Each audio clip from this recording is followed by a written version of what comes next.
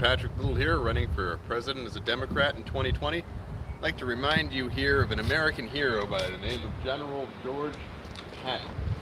This man was a Jew-naming American hero. The reason he was deprived of the command of the invading Allied forces in Western Europe, and the reason why he was put to death via a staged accident in occupied Germany, was because he named the Jew.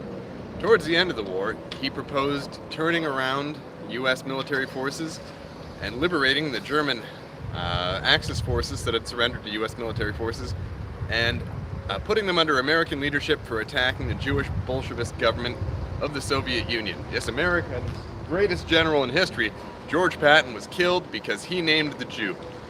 Now, in 1970, there was a film that came out about George S. Patton, and he had a family that was not taking too kindly to the Jewish Hollywood version of the events that the Jews tried to sell us. If you watch the movie Patton, they sold us a huge bill of lies. So everything from the slapping incident where all the Jewish soldiers in Italy were pretending to have war trauma so they wouldn't have to fight. And by the way, those were Jews, the guys pretending to be shell-shocked so that they wouldn't have to fight alongside the Goys. That was a Jew, a kike, that General Patton slapped for his cowardice. The Jews set their sights on General Patton, and the Germans expected General Patton to lead negotiations for a peace settlement with Germany so that the Christian forces of Europe and the Christian forces of America could unite against the evil Soviet Bolshevik Jewish government. And Patton said this in as many words. He wanted to destroy Judeo-Bolshevism so that Europe could remain Christian and free. This was a devout Christian. He also believed in reincarnation. He had some other beliefs, but he had people write prayers before battles. This was a devout Christian American who believed in freedom and liberty and knew about Jewish control of our foreign policy by the end of the war. Now, in his letters home to his wife, it becomes obvious that Patton knew that we were fighting on the wrong side. We had sided with the forces of evil that had killed tens of millions of people in the so-called peacetime before World War II. And Patton also decried the firebombing that the Jews had the Allies carry out of German civilians, women and children in all of the cities of Germany. Patton decried the slaughters that the Jewish officers in American uniform led against POWs of Germans, where up to 10 to 12 million civilians died under Allied occupation between 1945 and 1951. So General Patton saw the beginnings of this before the Jews had him killed, and he decried it. So it's not just John F. Kennedy.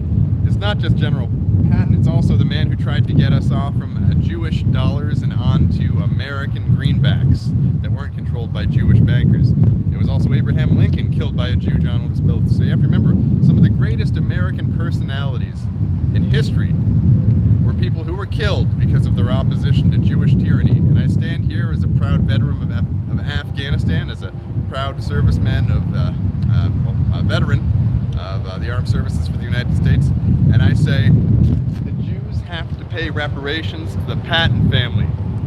The Jews killed General Patton because he knew about the secret behind communism, and by the way, you have to read Dr. David Duke's book, The Secret Behind Communism, if you haven't already read it. It's plain as day that the Jews had Patton killed because he knew the secret behind communism. And I'm going to invite the audience here to ask me some questions while I'm here at the General Patton Memorial Museum here in the Coachella Valley in California. I'm on my way to my old military base in 29 Palms to go down memory lane on my way back to Southern California. Have you got any questions from the chat?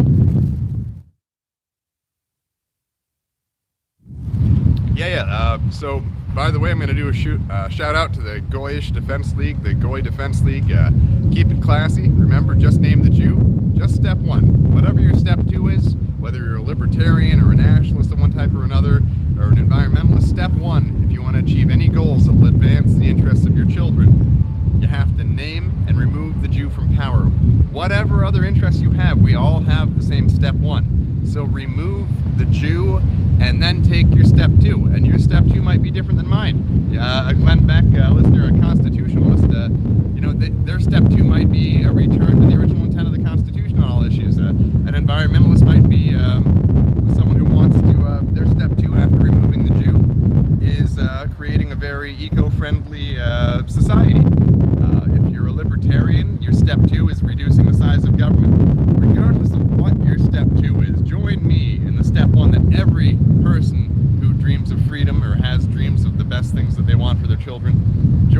taking step one in removing the Jew from this country and its power structures. Help me liberate us from Jewish tyranny so that you may pursue the dreams of your ancestors, such that you can pursue happiness and liberty, and so that your progeny can do it as well, as the founding fathers guaranteed they would be able to do before the Jews took over this country. So let's make sure that no great men like General Patton wind up sharing his fate. Let's make sure that the Jews don't cut the brake lines on any more great American vehicles. Let's stand united against Jewish supremacism, and let's go ahead and name the Jew here as political candidates. Do we have any questions from the audience? Not yet, but do you want to maybe take a look at those cool tanks over there? Let's keep something out of the picture there. Take a look at the tanks over there. Do we have connection? Yep. All right.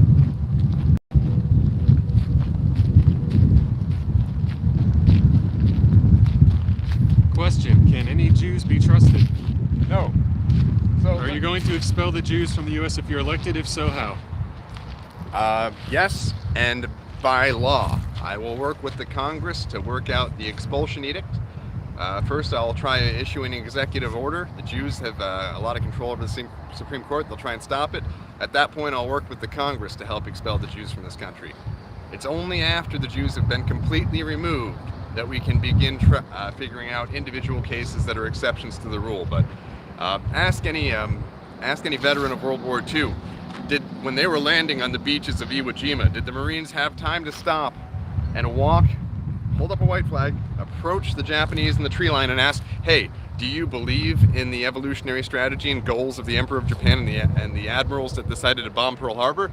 Okay, you don't? Here, I won't shoot at you, I'll shoot at one of your neighbors. Let me just hold the white flag up while I go back to my fighting position on the beach. We're buddies, individual. That's not how ethnic conflict works. The Jews are at war with all non-Jews. And so long as we don't understand that they are motivated by group interest, there's no dealing with the Jewish problem. And without dealing with the Jewish problem, the Jews will continue to get away with their crimes against humanity all over the world. And we have to stop them because we believe in social justice and the rights of man. So let's take a look at some of these beautiful tanks. Some people are asking, why aren't there super chats? I will never do super chats on the channels that have been showed by YouTube, which, by the way, the CEO is a Jew. I have pictures of her with Benjamin Netanyahu while she's CEO. The Jews get 35% of every dollar you donate. So we'll set up something else like Streamlabs or something else where the people only get 10% of what you donate. But why would you give the Jews 35 cents out of every dollar you give? They're already taking all your money through inflation and their other high finance schemes, their booms and busts, their speculation. The Jews are robbing you blind. Why would you give them another 35% voluntarily? You only have to give God 10%. Why do the Jews get 35%? Fuck super chats. Anyhow. Someone asks, how much can you bench? Actually, I do not bench. I sustained a shoulder injury where the white tissue of 3/4 of the way around my rotator cuff area, the soft tissue there, was torn completely, except for a little snippet in the front. I had to do a shoulder surgery in 2015 to repair that injury from earlier in my Marine Corps career, and I have been advised to never bench lift again. I do lots of push-ups. I like triangle push-ups. I like wide arm push-ups. I like pull-ups. I like all sorts of plyometrics and stuff, but I'll never bench press again. I don't want to risk tearing that shoulder again because that surgery was god-awful. I don't ever want to go through another shoulder surgery. Master D says, will you discuss BDS? Oh, absolutely, yes. I will work with Barbara Lee and other ethnic and religious minorities throughout the country, which, by the way, whites are now part of that ethnic and religious minorities category. So I'll work with all the other ethnic and religious minorities in the United States that are persecuted by Jews to remove funding for the genocide against the indigenous peoples and ethnic and religious minorities of the Middle East at the hands of these Jewish supremacists, these Zionists, these evil Jews. So let's take a look at some of these beautiful tanks here. Looks like a Sherman tank over there. And I believe one of these is an M60 Patton tank. My father had those riding next to him in Quai Son, on the Quai Son Plateau in Vietnam. There were tanks that looked like this. I'm not sure if this is the exact model, but pretty similar.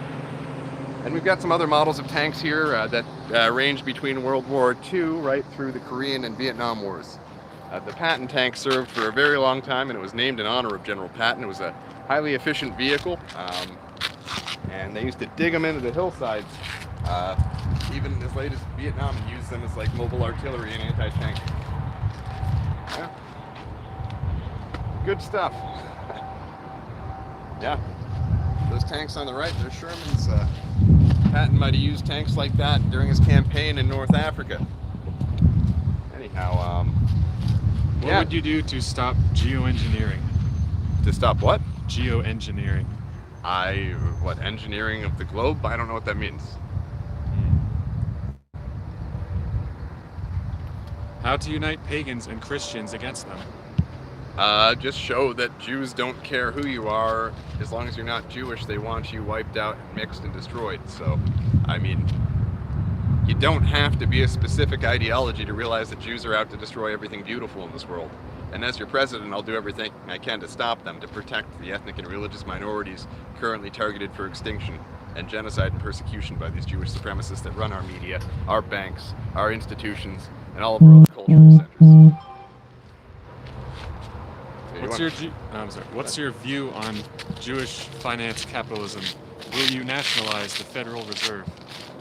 Well, by nationalize, do you mean imprison all of the Jews that are involved in the boom and bust schemes that have bankrupted our country and put us trillions of dollars in debt? Yeah. More important than nationalizing is making sure that the people who print the money report to the United States and the American people, not to some private Jew bank over in London. No conglomerate Jewish private banks are going to control our money supply. And as Nathan Rothschild said over 100 years ago, I care not who makes a nation's laws so long as I can make its money. Jews don't care who's in office. They control the purse. With control of the purse, they can do whatever they want. It makes all voting, all executive orders and all that irrelevant in the long term. Josh Milo asks, will you go to a Muslim area to name the Jew? I already have. I've gone to many Muslim areas throughout California and sought out their support. I also had many of my volunteers go to mosques and Islamic cultural centers in California, and we had a very large showing of support from the Muslim community in California, because they too are ethnic and religious minorities in this country that are persecuted by the people who control this country, the Jewish supremacists, the Jews.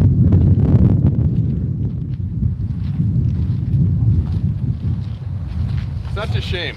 The finest general in American history, maybe with the exception of perhaps General Lee or maybe even President Jackson, killed because he named the Jew.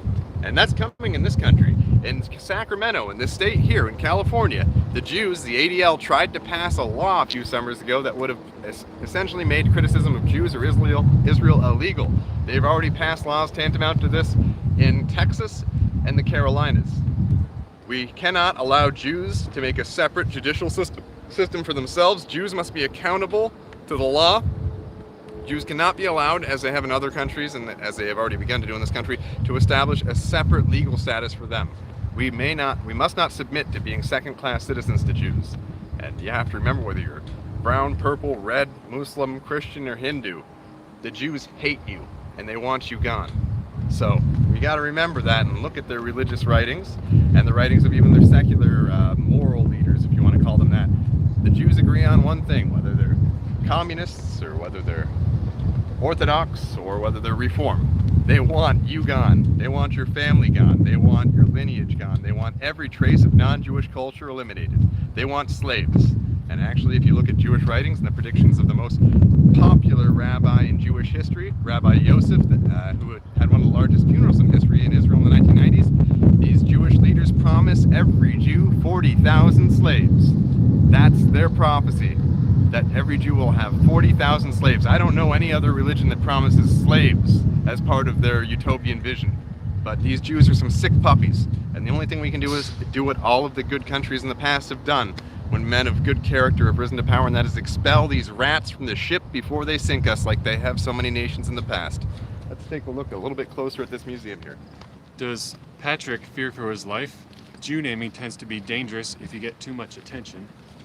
Well, the Goyim, no, that's the problem. In the past, when the Jews had people like Rockwell taken out and the people who killed him in a revolving door prison system for like 2 years or 3 years, when Germany was firebombed and tens of millions of women and children were raped and burned to death during and after the war, Jews had complete control of the media. And actually, if you read the book called Freakonomics, you'll understand the value of asymmetry of information. So the asymmetry of information controlled by the Jews has been broken by the internet. Jews did not plan on us having an internet, and they are freaking the hell out because they don't know how to respond to their loss of control of narrative.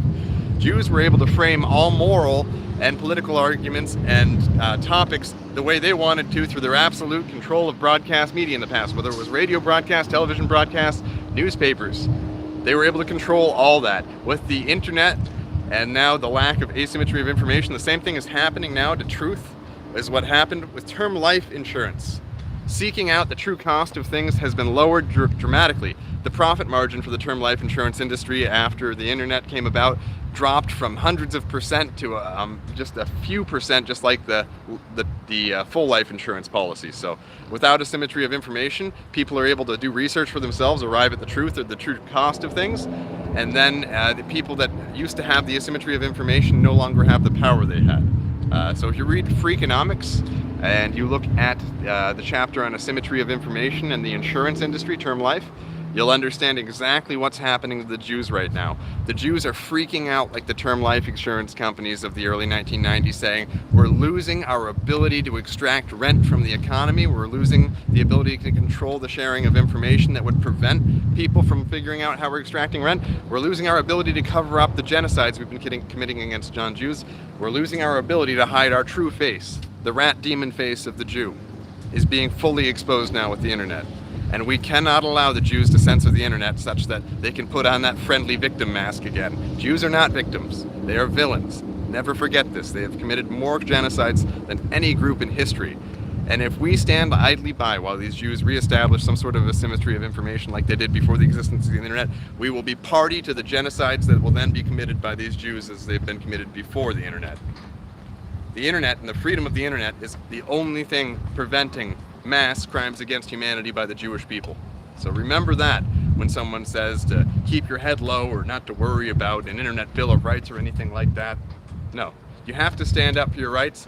Twitter, Facebook, YouTube, these are the new public squares. I can go hold a sign in a public square, I'll reach 1/1,000,000th as many people as if I were online.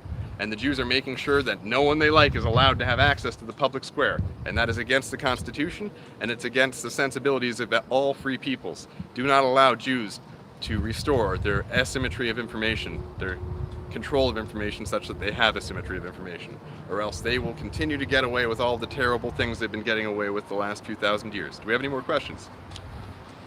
What would you do to red pill a family member? Well, what I've done in the past is people I care about, I send them a copy of Dr. David Duke's The Secret Behind Communism. So if they're a conservative and see themselves as right-wing, I send them one type of book. If they're liberal and see themselves as left-wing, I send them another type of book. You'll learn if you study the Jews enough that the whole left-wing, right-wing dichotomy, this dialectical perfidy is just yet another Jewish engineered way to split the population so that people fight with each other instead of against tyranny. So what I do is I figure out which wing they identify with, even if the wings are an artificial construct, and then I send them materials appropriate to see how Jews are committing moral outrages, regardless of whether you consider yourself left or right wing. So if you're left wing, I would talk about how Jews are behind the persecution and genocides of ethnic and religious minorities in the Middle East, and historically, the last few thousand years have committed more genocides than any other group in history. If they're right wing, I show how, or quote unquote right wing, I show them how Jews controlled communism, where 85% of the Bolshevik government prior to World War II. I show them how Jews are primarily the people that are for replacement migration, for doing away with the Second Amendment, First Amendment, 10th Amendment, etc. Basically, if they're a right-winger, I tell them about how the Jews are intentionally trying to shred the Constitution because it's an obstacle to their complete control of the country, or continued complete control, I should say. So it depends on what the person is, and you don't send the same red pills to everyone. There are different types of people, different sicknesses. The Jews put bad ideas in people's heads. They spread their sickness through the television and the news and their porn industries and such. And depending on which Jew sickness the person has contracted is which medicine they get. I mean, if someone has HIV, you don't give them tuberculosis medicine. If someone has a common cold, you don't give them the pills that would treat tapeworms. So it depends on which Jewish disease the person has that is what medicine they get. Wilhelm says Semper Fi. Semper Fidelis, brother. God bless America and God save us all from these Jews. Someone else asked, how come you are still haven't been shut down from YouTube? I have. 2 of my accounts have been. Starting new accounts. This is the political channel. Right now, Twitter is facing potential bankruptcy after Nayland and I finish reaching our arm up from behind them and tearing the financial backing out of the company. Once the FEC complaint goes through showing that Twitter has been keeping politicians out of the public square, we're then open for civil suits against Twitter. And Twitter doesn't want to lose the millions of dollars that Nayland and I and others will seek as compensation. So I think YouTube is seeing the writing on the wall in terms of their continued ability to shut down dissent against Jewish supremacism. And so they've only been shutting down my private company's accounts, which I'll discuss at a different time as the private company CEO. Right now, my politician hat's on. So this is your presidential candidate. So I'll talk about the censorship of my Jew naming business later. But this is separate. This is my political campaign. Any other questions? It's pretty hot out here. It's like 100 or 110. Yeah, it's at least 100. What will we do about Hollywood and pornography? Shut it down. Here's what you do. You outlaw pornography. It used to be illegal in this country. If you sold smut, you produced smut, you got put in a stockades in the public square. And so, first off, you remove the Jew and most of the pornography and stuff will be gone anyway, because that's Jewish garbage. That's a Jewish sickness, this pornography and porn addiction. So you remove the pathogen and the disease goes away. If there's lingering secondary infections from the Jewish disease, then you deal with that with localized antibiotics. So you send them to church, you take them to a therapist, something like that. Not a Freudian one, but one that's like a Pavlovian conditional therapist where they associate porn with the negative consequences of porn as opposed to going into the moral justification for why more porn should be watched. Read The Culture of Critique, the chapter on Freud, if you want to understand what I'm talking about. But yeah, you treat the people. If they have a Jewish sickness, you give them the red pills they need. And that includes porn addicts.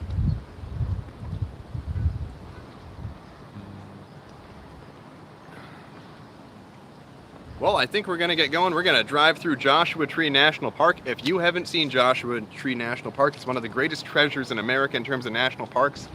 It is like a scene out of a Tim Burton movie. There are rock formations that look like drip castles made of wet sand a kid might make on the beach, littered with just forests of these Joshua trees that look like something you'd see from like a 1980s sci-fi artist. I mean, these Joshua trees are pretty funny looking.